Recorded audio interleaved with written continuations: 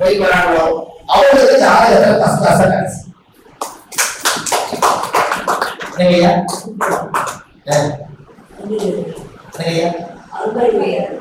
அருமையா இருக்குங்களா ஐயா? ரிஷபலக்கணத்துக்கு அந்த அவருக்கு சனி ஒருத்தர் தானே தர்மம்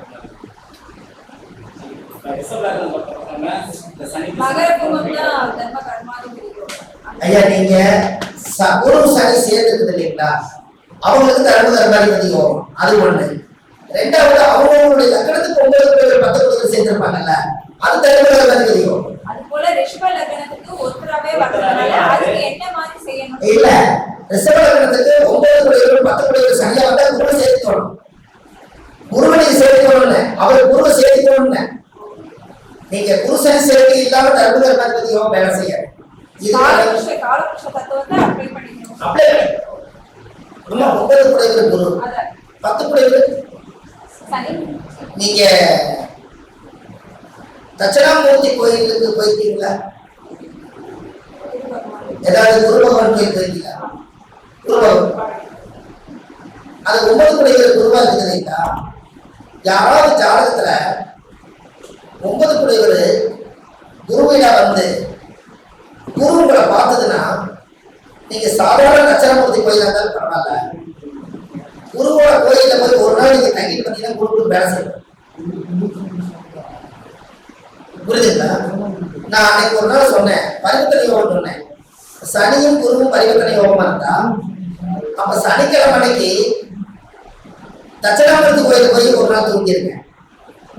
வியாழக்கிழமை குரு வர இல்லைங்களா, சனிக்கிழமை அன்னைக்கு வியாழக்கிழமை போய் திருநள்ளாறு கோயிலோட தங்கியிருக்கேன்னு சொன்னேன். இவர் வீட்டுல அவரோட தங்கிட்டாரு. அவர் வீட்டுல இவருக்கு நீங்களும் அதே மாதிரி தங்கிடுவாங்க. புரிஞ்சவங்க உங்க ஜாதகத்துல எப்படி இருக்கும் அப்படியே தங்குங்க. எனக்கு வந்து இப்ப சூரியன் ஜெகம் பரிவர்த்தனை விருச்சி இலக்கணத்துக்கு சூரியன் செவ்வாய் பரிவர்த்தனை இருந்தா யார் சொல்றா சொல்லுங்க. சூரியன் ஞாயிறு, செவ்வாய் செவ்வாய். அப்ப ஞாயிற்றுக்கிழமை அன்னைக்கு வைத்தீஸ்வரர் கோயில் தங்கிக்கலாம். அடுத்தது செவ்வாய்க்கிழமைக்கு சூரியனார் கோயில் தங்கிக்கலாம். பரிவர்த்தனை தூண்டி விட்டீங்க, இவங்க ஓடிட்டு போனது எப்படி? நீங்க பரிவர்த்தனை யோகம் அந்த காலத்துல ஒரு பாட்டே இருக்கு, ஒருவர் வீட்டில் ஒருவர் மனை மாறினால் அது திகழாத பரிவர்த்தனை யோகமாமே அப்படின்னு. அப்ப செய்ய வேண்டியது உங்களுக்கு நீங்க எதுவாக நினைக்கிறீங்களோ அதோட ஐயர்னு சொல்றேன். நீங்க எது ஆளுநா மட்டும்தான், நீங்க ஜாதகத்தை இயக்கினா மட்டும்தான் உங்களுக்கு எந்த விதத்தையும் நீங்க அனுபவிக்க முடியாதுன்னு சொல்றேன். புரிஞ்சுங்களா? நீங்க ஒரே புடவைய ஒரு வாரம் கட்டியிருந்தாலும் உங்களுக்கு யாராவது பிரச்சனை பண்ண போறாங்களா? சரி, நீங்களா பார்த்து ஒரு நாள் வேற புடவை மாத்திட்டு குளிச்சுட்டு வந்தாலும் கேட்க போறாங்களா? அப்போ உங்க ஜாதகம் அதே மாதிரி தானமா? நீங்களா ரங்க கட்டியை வச்சு மூடி வச்சாலும் ஜாதகம் தான், அது வெளியே எடுத்து வச்சு இயக்கினாலும் ஜாதகம் தான். இயக்கினாலும் உங்களுக்கு நன்மை கிடைக்கும். எனக்கையா இப்ப இந்த மைக்கு இருக்கிறதுனால உங்களுக்கு எல்லாரும் கேட்குது. இதை இயக்கிறதாட்டி இது மூலியமா வச்சா போட கேட்கிறது. அப்ப அந்த படிக்கணும். எனக்கையா நீங்க கல்யாணம் நடந்துச்சுன்னா கல்யாண பத்திரிகையில ஒரு யூடியூப் நான் கொடுத்துருக்கேன். வள்ளுவர் பாக்கெட் யூடியூப் சேனல் பண்ணினா நிறைய பதிவுகள் கொடுத்துருப்பேன். அதுல கல்யாணம் ஆகாதவங்களுக்கு பத்திரிகை அடிச்சு நின்று ஒரு அவமானம் வரும். ஒரு ஜாதகத்துல 8ஆம் அதிபதி லக்னத்துல யாருக்கெல்லாம் இருக்குதோ அவங்க கல்யாணம் பண்ணும்போது ஜாகிரதையா பண்ணணும். ஏன்னா மனநிலையிலிருந்து திடீர்னு பொண்ணு காண போச்சுங்க, ஓடி போச்சுங்க, இப்பதான பழையதுன்னு இவ சொன்னா இப்படி எல்லாம் சொல்லுவோம். இந்த 8ஆம் மாங்கல்யம் லக்னத்துல தான் அவமானப்பட்டு கல்யாணம் முடியும். அப்படி இருக்கிறவங்களுக்கு முதலே கல்யாணம் உறுதி ஆகிறதுக்கு முன்னாடி ஒரு ரமேஷ்னு ஒரு பையனுக்கு ஒரு பொண்ணு பிரபான்னு வச்சுக்கங்க. அவங்க பிரபான பொண்ணு கல்யாணம் ஆகுறீங்கன்னா ரமேஷ்ங்கிற ஒரு பேரை போட்டு ஒரு கல்யாண பத்திரிக்கை அடிச்சு இந்த மாசத்துல எனக்கு கல்யாணம்னு ஒரு 1000 பேருக்கு கொடுத்துருங்க. அப்படியா உங்களுக்கு எப்ப கல்யாணம், எப்படி நிச்சயதார்த்தம் பண்ண, எப்படி மாப்பிள்ள, என்ன வேலை இருக்கிறாரு, இதெல்லாம் கேட்பாங்களா? அல்லது பார்த்தாச்சுங்க திடீர்னு முடிவெடுக்க வச்சு பத்திரிக்கை எல்லாரும் நாளைக்கு வந்துருக்கேன்னு சொல்லு. ஒரு 7 நாளைக்கு இந்த பத்திரிக்கை கொடுத்தா சொல்லப்படாதா இருக்குமா?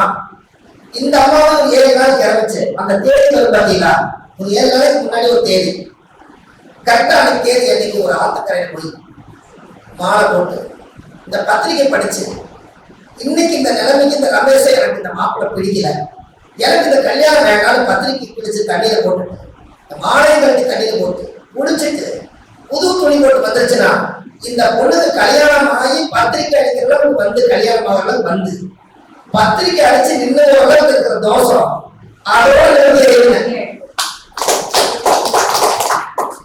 ரமேஷ் இனிமேல் ஜென்மத்துக்கு வர மாட்டேன் போட்டது ரமேஷ் தானே. அதான் அவனுக்கு இப்படி பெண்ணுக்கு இப்படி பார்த்து அப்போ ஒரு கல்யாணம் அப்போ அவருக்கும் சொல்லியிருக்கீங்கல்ல, அது எல்லாம் பேசினாங்க முடிவு பண்ணாங்க. இப்ப அந்த கல்யாணத்தை நிறுத்திட்டோம். அப்படியா? அடாடா, நான் முடிஞ்சதுன்னு நினைச்சேன்.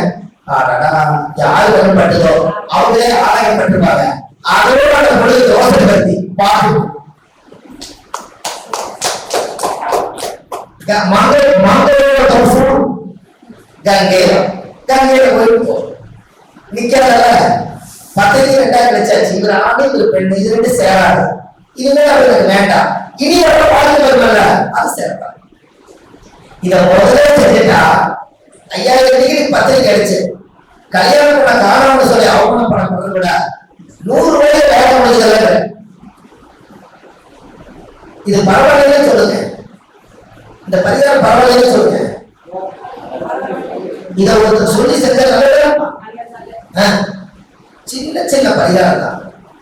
நீங்க குழந்தை இல்லைன்னா சாமிக்கு பலிப்பீடம் வச்சிருப்பாங்கல்ல, அங்க சக்கரை பொங்கல் போட்டு நெய்வேத்தியம் பண்ணிப்பா, பழகிப்பா, பள்ளிக்கு சாப்பாடு இலைய வைக்க பார்ப்பாங்க பள்ளியில. அது வியாழக்கிழமை அந்த சோறு சாப்பிட சொல்ல குழந்தை அறிவுரை.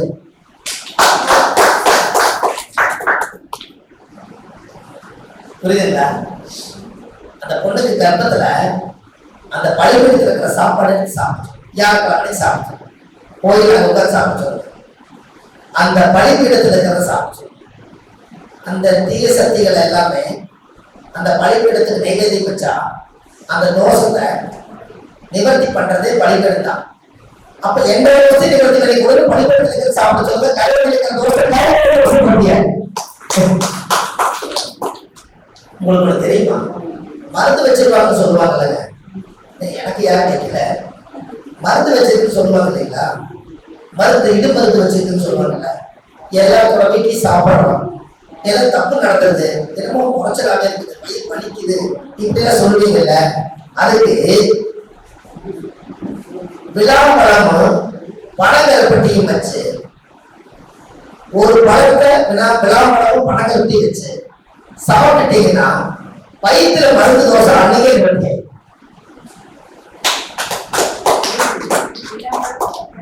விழாப்பழம் குழந்தை இல்லாத சாப்பிடுவாங்க, விழாப்பழம் அதுவும் பனங்கருப்பட்டி, இது 2 வச்சு அந்த ஒரு பழத்தை முழுசா சாப்பிட சொல்லுங்க. அவங்களுக்கு அதோட உடம்புல இருந்து எங்கெங்கெல்லாம் ஒட்டி உரசி மருந்து இருக்கோ, முடி முளைச்சிருக்குன்னு சொன்னது எல்லாத்தையும் அறுத்துட்டு எல்லாம் மோசம் வழியா போயிடும்.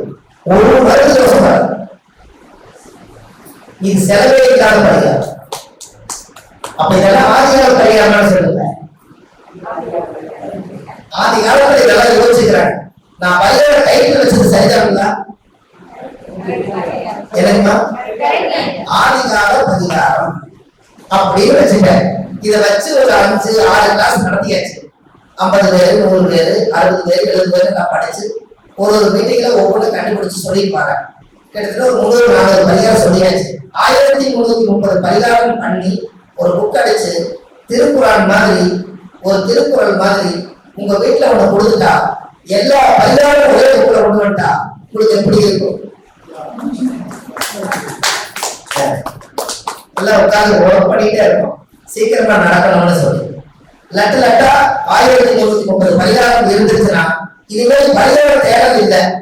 அதை வச்சு நீங்க பலன் சொல்லிட்டு அடுத்த வேலைக்கு போகல. இல்லையா? எனக்கு இதுக்கு ஒரு முயற்சி பண்றோம், சீக்கிரமா அது நல்ல விதமா நடக்கணும், கிடைக்கிறதெல்லாம் பயன்படுத்திக்கணும். அப்ப இதெல்லாமே அந்த காலத்துல முன்னோர்கள் இது எல்லாமே யூஸ் பண்ணிட்டு தான் இருந்திருக்காங்க. நாம தான் ஏதோ ரூபத்துல சூழ்நிலையின் காரணத்தினால இத மறைக்கப்பட்ட விஷயமா மாறிச்சுங்க இல்லைங்களா? நீங்க ஒரு குழந்தை மான் தொட்டல தூங்குனாங்கிறதுக்கே அது ஏன் மான் நட்சத்திரம் வந்து 5வது அசுவினின்னு எண்ணி பார்த்தேன், அது 5வது நட்சத்திரமா வருது. அப்ப 5வது நட்சத்திரம் போது 5வது குழந்தை, அப்ப குழந்தை தொட்டலை தொங்குச்சு. அந்த காலத்துல தொட்டல என்ன துணி தொங்க போடுவாங்கன்னா, தொட்டல என்ன துணி? புரியல, சொல்லுங்க. இன்னொரு 100 வருஷத்துக்கு முன்னாடி, 50 வருஷத்துக்கு முன்னாடி. சொல்லுங்கய்யா. கரெக்ட். முகூர்த்த புடவை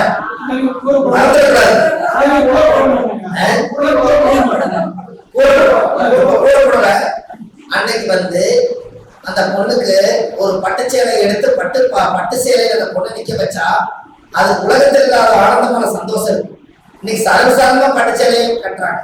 அன்னைக்கு அந்த பட்டு சேலை கட்டி அதுல கல்யாணம் போச்சு, அவங்க வாழ்ந்தது அந்த அந்த சேலை தான் சாட்சி. அந்த சேலையை பத்திரமா வச்சு ரகு பெட்டியில் வச்சு குழந்தை பிறந்தா முதல்ல அந்த தொட்டில தூங்க வச்சா அந்த உடலுடைய சுவாசம் வந்து அந்த குழந்தைக்கு தாயோட செயலான அந்த குழந்தைக்கு தெரியுமா. அதனால அந்த சுவாசத்தை கேட்டுட்டு இது எங்க அம்மா தான் என் கூட தூங்குதுன்னு சொல்லி அந்த குழந்தை தூங்கிடும்.